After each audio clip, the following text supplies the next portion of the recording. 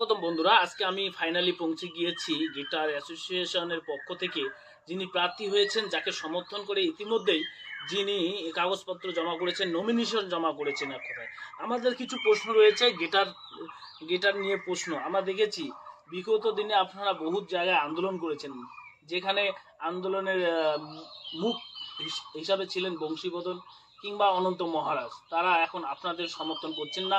অনন্ত মহারাজ বিজেপিকে সমর্থন করছেন, উনি সমর্থন করছেন তৃণমূল কংগ্রেসকে। আপনি এই বিষয়ে কি বলবেন? দেখেন, ব্যাপার হলো সবাইকে এক দণ্ডবোধ।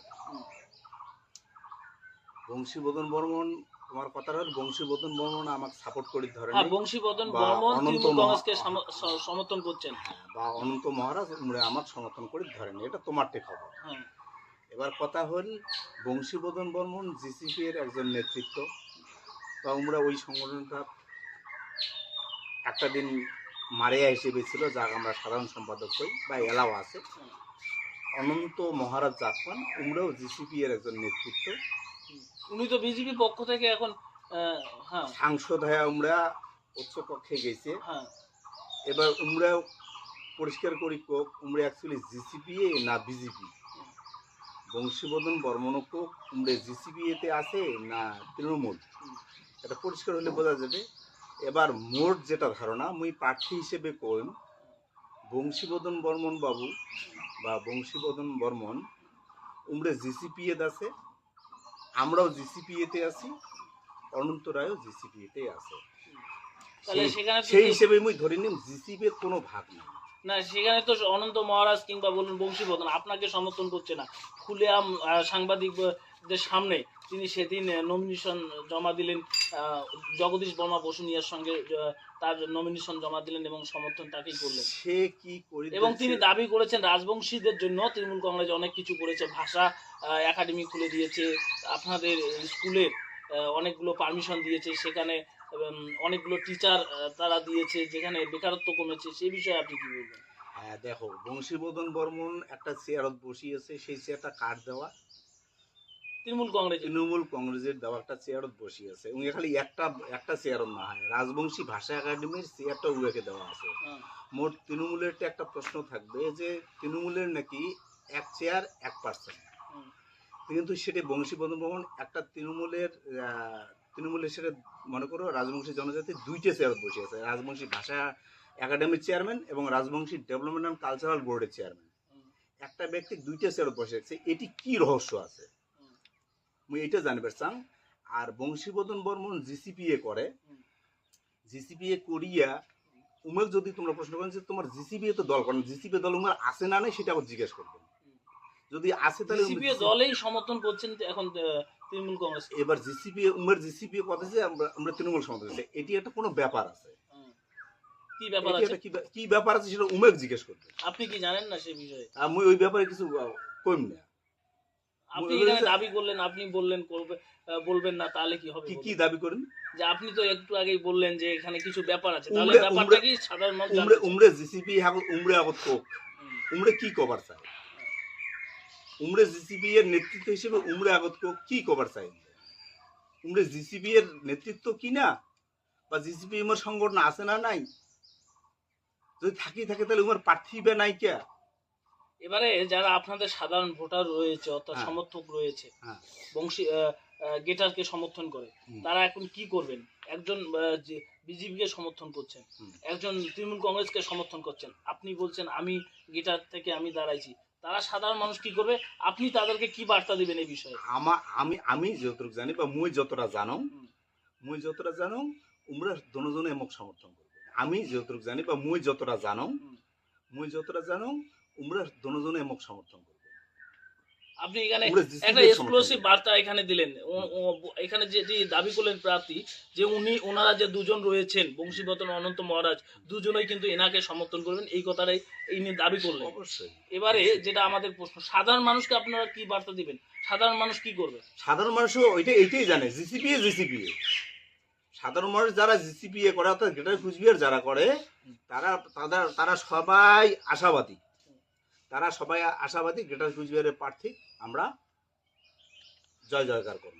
আপনাদের কতটা চ্যালেঞ্জ মনে হচ্ছে? আপনাদের এখানে প্রচুর অবশ্যই, যেহেতু কুচবিহার বৃহত্তর কুচবিহারটা রাজবংশী অধ্যুষিত এরিয়া, রাজবংশী অধ্যুষিত এরিয়ার মানুষগুলোর একটাই দাবি, 1998 সালে গ্রেটার কুচবিহারের জন্ম হয়েছে। এবার প্রত্যেকের দাবি ভারত ভুক্তি চুক্তি রূপান্তরের স্বার্থে কিন্তু আজকে আমার গ্রেটার কুচবিহারের জন্ম। হুম, তাহলে আমরা এইটা পূর্ণ করার বাদে প্রত্যেকটা মানুষই আশাবাদী যে এটি থেকে মনোনীত প্রার্থী জয় করিয়া আমরা পার্লামেন্টে নিয়ে যাবে এবং পার্লামেন্টে যাতে এই কথাটা তুলতি ধরিবার পায় তার জন্য মুখ সবাই ভোট দিয়ে জয়যুক্ত করবে, এটা আমার আশা। এবারে আপনি কতটা চ্যালেঞ্জ মনে করছেন? কতটা আপনি আশাবাদী? কত পার্সেন্ট জেতার সম্ভাবনা রয়েছে? অবশ্যই মানুষ যেমন করিয়া আশীর্বাদ করবে, মানুষ যদি সার্বিকভাবে আশীর্বাদ করে তাহলে অবশ্যই জয় হবে। তো এবারে আমাদের প্রশ্ন, আপনার আমরা দেখেছি যে বিগত দিনে যে প্রতিশ্রুতিগুলো দিয়েছে বিভিন্ন দলগুলো, সেগুলো তারা তো সঠিকভাবে পালন করছে না। আপনি কি প্রতিশ্রুতি দিচ্ছেন? আপনার কি এজেন্ডা রয়েছে প্রার্থী হিসাবে? প্রথম এজেন্ডা আমার ভারত ভুক্তি চুক্তি অনুযায়ী কুচবিহার যে মার্জার এগ্রিমেন্ট কুচবিহার মহারাজার সাথে ভারত সরকারের যে চুক্তি হয়েছে সেই চুক্তি বাস্তবায়িত করার জন্য আমার এই নমিনেশন সাবমিট বা মানে জয় হওয়ার যে আশা, এটা আমরা মানে মরিয়া থেকে আলোচনা। তা এবারে যেটা আপনাদের যেটা আমরা দেখতে পেয়েছি, সাধারণ মানুষ অনেকে এই কারেন্টের বিলটা নিয়ে ভুগতেছে সমস্যায়। আপনাদের কথা মতো তারা কারেন্টের বিল দেয়নি, এখন তাদের কারেন্টের বিল দিতে হচ্ছে একদম সুউচ্চ। তারা কি করতো? তারা গিয়ে তাদের কারেন্টের মাথায় গিয়ে, সিঁড়ির মাথায় গিয়ে তাদের আপনাদের একটা ফ্ল্যাশ লাগিয়ে কিছুদিন ধরে 2 বছর 4 বছর 5 বছর ইলেকট্রিক বিল দেয়নি। এখন তাদের সেই সুদগুলো সহ একদম টোটাল বিলগুলো পরিশোধ করতে হচ্ছে। তাতে কি আপনারা সাধারণ মানুষকে ধোকা দিচ্ছেন না? আপনাদের কি মনে হয়? এটা কিছু কিছু মানুষের ধারণা সুদ সহ বিল দিতে হচ্ছে বা কিছু দিতে হচ্ছে। আমাদের কথা হলো ভারত ভুক্তি চুক্তি অনুযায়ী যদি কুচবিহার জেলা হয়ে থাকে তার কাগজপত্র বিদ্যুৎ দপ্তর দেখাক, আমরা বিদ্যুৎ বিল দিয়ে দেবো। কোন দিন কোচবিহার জেলা হলো, কাগজপত্র দেখাক। এটা কি স্টেট গভর্নমেন্ট কি ভারত গভর্নমেন্ট, ওনারা পরিষ্কার করে বলে, কেউ বলছে ওনারা সততার প্রতীক, কেউ বলছে ওনারা স্বচ্ছ ভারত নির্মাণের প্রতীক। এবার কি স্বচ্ছতা আছে ওনাদের ভেতরে, কি সততার ইয়ে আছে, পরিষ্কার করে দেয় কুচবিহার জেলা না রাজ্য। এবার সেটা আপনাদের বলছেন, এবারে কিন্তু সাধারণ মানুষ যারা রয়েছে তারা কিন্তু বিলগুলো পরিশোধ করছে, আপনাদের পাশে পাচ্ছে না। যখন বাড়ির ইলেকট্রিক কারেন্ট এসে কেটে দেয়, যখন ইলেকট্রিক অফিস থেকে দপ্তর থেকে, এবং আইনত তাদেরকে হ্যারাসমেন্ট করা হয়, তা আপনারা কোথায় থাকেন? যেটা বলছেন আপনি যে কেটে দিচ্ছে বা বিদ্যুৎ বিল দিচ্ছে, এটা আমি মনে করবো ভুয়া খবর। কারণ আমরা আমাদের যাদের বাড়িতে বিদ্যুৎ মিটার লাইন কেটে দিয়েছে বা কাটছে, সেটা আমরা যখন যাই আবার অফিসত জানাছি, আমরা আবার বিদ্যুতের লাইন সংযোগ করে দিয়ে চলে আসছে। আমরা আমাদের যাদের বাড়িতে বিদ্যুৎ মিটার লাইন কেটে দিয়েছে বা কাটছে, সেটা আমরা যখন যাই আবার অফিসত জানাছি, আমরা আবার বিদ্যুতের লাইন সংযোগ করে দিয়ে চলে আসছে, এটা প্রমাণ আছে। তো এবারে আপনি যে আমরা যখন কৈফিয়ত দিবার পাই নাই, আমরা যখন আমাকে জানিদের বাণী কুচবিহার কোন দিন জেলা হয়েছে না হয়েছে আমরা কবার যখন পাইনি, আমরা বাধ্য হয়েছে লাগে দিতে। আপনার তৃণমূল সম্পর্কে কি ধারণা রয়েছে? এবারে তৃণমূলের যারা সমর্থক রয়েছে কিংবা সাধারণ মানুষ বলুন, তারা তো খুবই খুশি রয়েছে, কারণ 100 দিনের টাকা বিজেপি সরকার দিল না, 2.5 বছর পরে সেই টাকা রাজ্য সরকার দিল। সাধারণ মানুষ খুশিতে আপ্লুত, সে বিষয়ে কি বলবেন? সে হতে পারে, মানুষ আপ্লুত হতে পারে, মানুষ কর্ম করছে, কষ্ট করছে, তার বিনিময়ে কিছু অর্থ পাবে, কিছু পাবে, সেটা মানে কি আপনি তৃণমূলের যে এই যে টাকাটা দিচ্ছে তাকে তৃণমূলকে আপনি সমর্থন করলেন? না সমর্থন অসমর্থন, টাকাটা দিল তৃণমূল কংগ্রেস তাদের রাজ্যের ফান্ড থেকে সাধারণ মানুষকে, এটি আপনি সমর্থন করলেন? এটা কর্মের ফল বা কর্ম করার যেটা পাওনা তাদের, এটা তো সেন্ট্রাল সরকারের দেওয়ার কথা ছিল। এটা তো সেন্ট্রাল সরকারের দেওয়ার কথা ছিল, কিন্তু সেন্ট্রাল সরকার দিল না, এটা দিল তৃণমূল কংগ্রেস সরকার তার রাজ্যের ফান্ড থেকে। এইবার দেখেন সরকার ভালো হয়েছে কি খারাপ হয়েছে? এটা না, সেটা ভালো, অবশ্যই ভালো। তাহলে আপনি এইটাকে সমর্থন করছেন, এই যে কাজটা যে করলো মুখ্যমন্ত্রী, আপনি তাহলে এটাকে সমর্থন করছেন? মুখ্যমন্ত্রীর এমন কিছু কাজ আছে যেগুলো করছে, সেটা অস্বীকার করার কিছু নেই। পশ্চিমবঙ্গের মুখ্যমন্ত্রী মাননীয়া মমতা ব্যানার্জি কিছু কাজ করছে, এটাকে মানে ভুল ব্যাখ্যা দেওয়ার কোনো ব্যাপার নেই। এটাকে সমর্থন করছেন? মুখ্যমন্ত্রীর এমন কিছু কাজ আছে যেগুলো করছে, সেটা অস্বীকার করার কিছু নেই।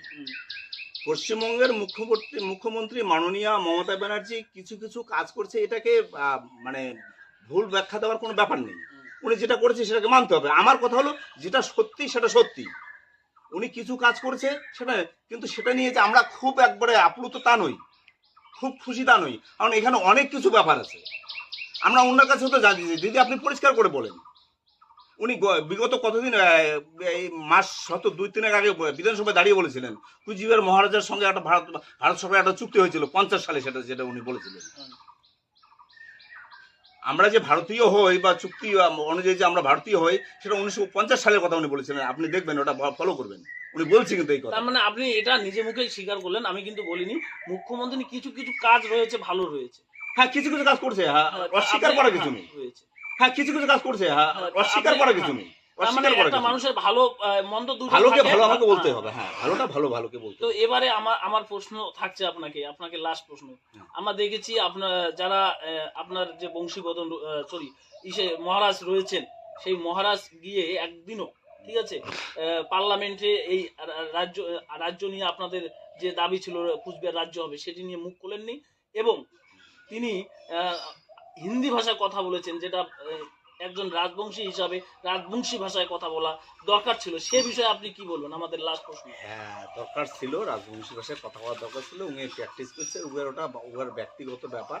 আমি মনে করি আর কি হওয়া উচিত ছিল অন্তপক্ষে রাজবংশী ভাষা কথায় বলে গেলে ভালো হলে আর কি বিষয়টা ভালো লাগে। এটা কি আমাদের ভাষাকে তখন প্রমোট করা হইতো না? আপনি কি মনে করেন? হ্যাঁ, অবশ্যই অবশ্যই। আমরা দেখেছি বিগত দিনে আমাদের হ্যাঁ, একটা রাজবংশী জনজাতির ভাষা একটা পার্লামেন্টে কওয়া হচ্ছে, এটা অনেক বড় গর্বের ব্যাপার ছিল, অবশ্যই ছিল। তো আজকের প্রোগ্রামটি আমরা এখানেই শেষ করছি। আপনারা যারা দেখলেন তাদের মতামত অবশ্যই কমেন্ট বক্সে লিখবেন। এখানে যারা গেটার রয়েছেন তাদেরও মতামত কমেন্ট বক্সে লিখবেন। কমেন্ট বক্সে লিখতে ভুলবেন না। প্রচুর পরিমাণে ভিডিওটি শেয়ার করবেন। ভালো থাকবেন। নমস্কার।